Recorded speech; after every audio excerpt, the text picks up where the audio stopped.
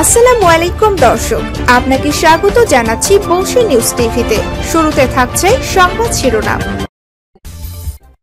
অনির্বাচিত সরকারের উপস্থিতিতে দিনে দিনে পিছিয়ে যাচ্ছে বলছেন আমির খসরু।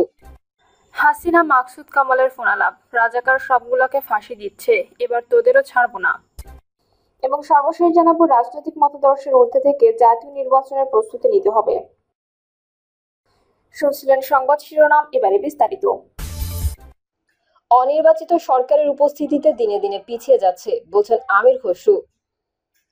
বিএনপি স্থায়ী কমিটির সদস্য আমির খসরু মাহমুদ চৌধুরী বলেছেন, অনির্বাচিত সরকারের উপস্থিতিতে দেশ দিনে দিনে পিছিয়ে যাচ্ছে, আগ্রহ হারাচ্ছে বিনিয়োগকারীরা। তাই ব্যবসায়ী বান্ধব জনকল্যাণমুখী রাষ্ট্র গড়তে দ্রুত নির্বাচনের প্রয়োজন। আমির খসরু মাহমুদ চৌধুরী বলেন, স্বৈরাচার হাসিনা পলায়নের পর মানুষের মনোজগতে বড় পরিবর্তন এসেছে। মানুষের মনে এখন জন্ম নিয়েছে নতুন আকাঙ্ক্ষা ও প্রত্যাশা। তাই আর প্রতিশ্রুতি নয়, মানুষ চায় বাস্তবায়নের নতুন বাংলাদেশ। আগামী নির্বাচনের আগেই সেই প্রত্যাশা পূরণের লক্ষ্যেই পরিকল্পনা করছে বিএনপি। তিনি বলেন, আগামীতে কোনো বিশেষ গোষ্ঠী অর্থনৈতিক কার্যক্রম কক্ষিগত করে পরিচালনা করতে পারবে না। অর্থনীতি ও রাজনীতি একসঙ্গে চলতে হবে।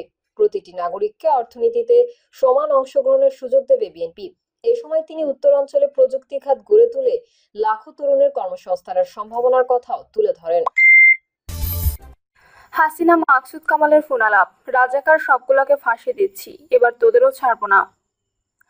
2024 সালের 14 জুলাই বৈষম্য বিরোধী কোটা সংস্কার আন্দোলনের দাবানল ছড়িয়ে পড়ে গোটা দেশে। রাজাকার স্লোগানে কেঁপে ওঠে প্রাচ্যের অক্সফোর্ড খ্যাত ঢাকা বিশ্ববিদ্যালয় ক্যাম্পাস। দ্রুত সেই ঢেউ ছড়িয়ে পড়ে দেশের সব সরকারি বেসরকারি বিশ্ববিদ্যালয় ও অন্যান্য শিক্ষা প্রতিষ্ঠানে। আন্দোলনের উত্তাল সেই রাতে ক্ষমতাচ্যুত সাবেক প্রধানমন্ত্রী শেখ হাসিনা ও ঢাবির তৎকালীন উপাচার্য এএসএম মাকসুদ কামালের মধ্যে হয় এক টেলিফোন আলাপ। আন্তর্জাতিক অপরাধ ট্রাইব্যুনালের চানখারপুল গণহত্যা মামলার সূচনা বক্তব্যে চিফ প্রসিকিউটর মোহাম্মদ তাজুল ইসলাম এই ফোন আলাপের লিখিত রূপ উপস্থাপন করেন। তার দাবি, আলাপের এক পর্যায়ে আন্দোলনকারীদের ফাঁসি দেওয়ার ইচ্ছা প্রকাশ করেছিলেন শেখ হাসিনা। তাজুল ইসলাম বলেন, সেদিন মাকসুদ কামাল শেখ হাসিনাকে বলেছিলেন, প্রত্যেক হল থেকে তো ছেলেমেয়েরা তালা ভেঙে বের হয়ে গেছে, এখন তারা রাজু ভাস্কর্যের 4-5 হাজার ছেলেমেয়ে জমা হয়েছে, মল চত্বরে জমা হয়েছে এবং যে কোনো মুহূর্তে আমার বাসাও অ্যাটাক করতে পারে। জবাবে শেখ হাসিনা বলেন, তোমার বাসা প্রোটেকশনের কথা বলে দিয়েছি। তখন মাকসুদ কামাল জি জি বলে সাড়া দেন। শেখ হাসিনা তখন বলেন, আগে একবার করছে। এরপর মাকসুদ কামাল জানান, ওই রকম একটা প্রস্তুতি লাঠিসোঁটা নিয়ে বের হয়েছে। সঙ্গে সঙ্গে শেখ হাসিনা বলেন, লাঠিসোঁটা নিয়ে বের হলে হবে না, আমি পুলিশ এবং বিডিআর হয়ে বিজিবি, আর বলছি খুব অ্যালার্ট থাকতে, এবং তারা রাজাকার হইতে চাইছে তো তাদের সবাই রাজাকার। কি আশ্চর্য, কোন দেশে বসবাস করি। মাকসুদ কামাল জবাব দেন, জি জি বলতেছে আমরা সবাই রাজাকার। তখন শেখ হাসিনা বলেন, তো রাজাকারের তো ফাঁসি দিচ্ছি, এবার তোদেরও তাই করব, একটাও ছাড়বো না। আমি বলে দিচ্ছি, এই এতদিন ধরে আমরা কিন্তু বলিনি, ধৈর্য ধরছি, তারা আবার বাড়ছে। এরপর মাকসুদ কামাল বলেন, বেশি বেড়ে গেছে এবং অতিরিক্ত বেড়ে গেছে, অতিরিক্ত। আপা একটু ক্যাম্পাসের নিরাপত্তাটা আরেকটু বাড়ানো, আর আমার বাসার ওইখানেও। শেখ হাসিনা আশ্বস্ত করে বলেন, ক্যাম্পাসের ব্যবস্থা করছি, সমস্ত ক্যাম্পাসে বিজিবি, র্যাব এবং পুলিশের সব রকম ব্যবস্থা হয়েছে। তোমার বাসার ভেতরে লোক রাখতে বলছি, ভেতরে কিছু রাখা আছে, এত বাড়াবাড়ি ভালো না।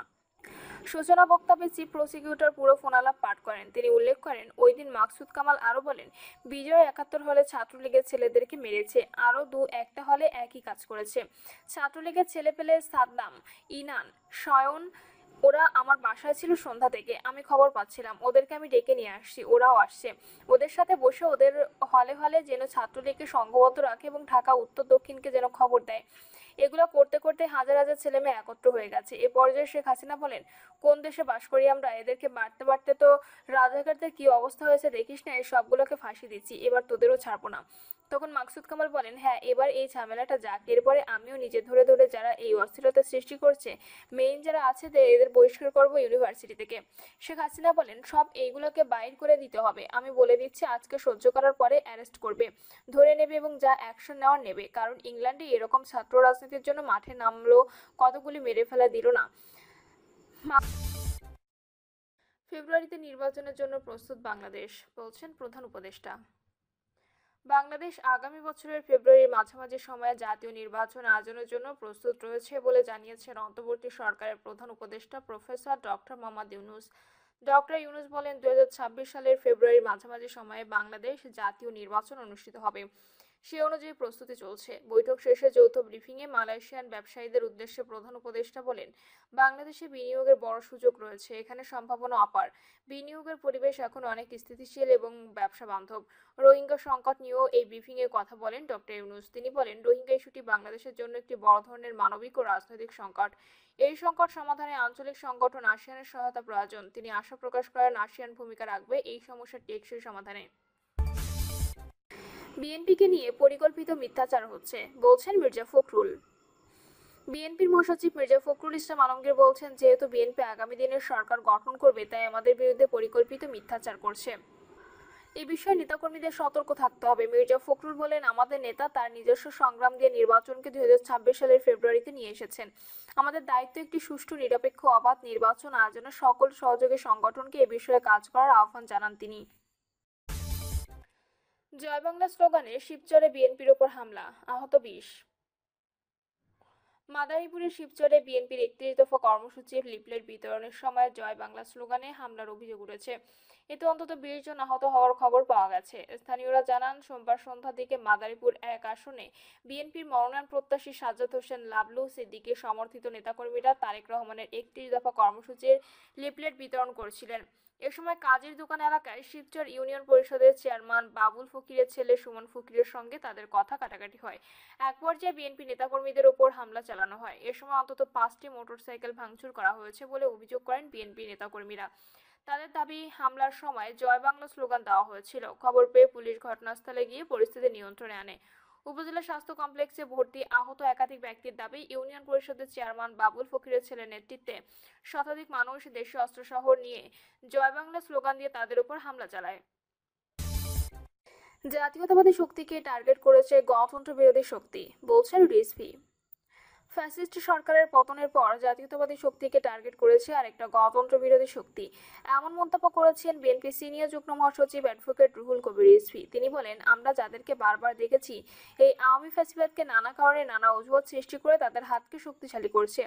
আমরা 1986 ও তার পরবর্তী পর্যায়ে 1994, 95, 96 এবং 5ই আগস্টের পরে তাদের নানা বক্তব্য বিবৃতিতে আমাদের মনে হয়েছে জাতীয়তাবাদী শক্তিকে টার্গেট করেছে আরেকটা গণতন্ত্র বিরোধী শক্তি।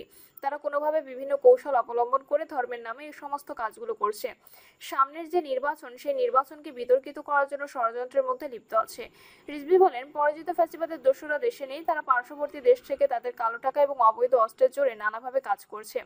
গণতান্ত্রিক শক্তি কোনো কর্মসূচি দিলে তারা অন্ধকার থেকে বেরিয়ে এসে ষড়যন্ত্র করছে। চট্টগ্রামে জয় বাংলা স্লোগান দিয়ে পুলিশের ওপর হামলা চালানো হয়েছে, রক্তাক্ত করা হয়েছে। এই পরিস্থিতির মধ্যে গোটা জাতি প্রত্যাশা করছে একটু অবাধ সুষ্ঠু নির্বাচন। বিএনপির এই মুখপাত্র বলে, নির্বাচনের সময় ঘোষণা করেছেন প্রধান উপদেষ্টা ডক্টর মোহাম্মদ ইউনূস এবং শিডিউল ঘোষণা করবে নির্বাচন কমিশন। কিন্তু মনে হচ্ছে এই নির্বাচনকে নিয়েও অনেকে নানা ধরনের কূটকৌশল আশ্রয় নিচ্ছে, ষড়যন্ত্রের মধ্যে লিপ্ত আছে। রিজভী বলেন, আমরা একটি আদর্শের জন্য লড়েছি, আর এই আদর্শ কায়েম করার জন্য আমাদের নেত্রী দেশনেত্রী বেগম খালেদা জিয়া, ভারপ্রাপ্ত চেয়ারম্যান তারেক রহমান আপসহীন লড়াই করেছেন। জাতিকে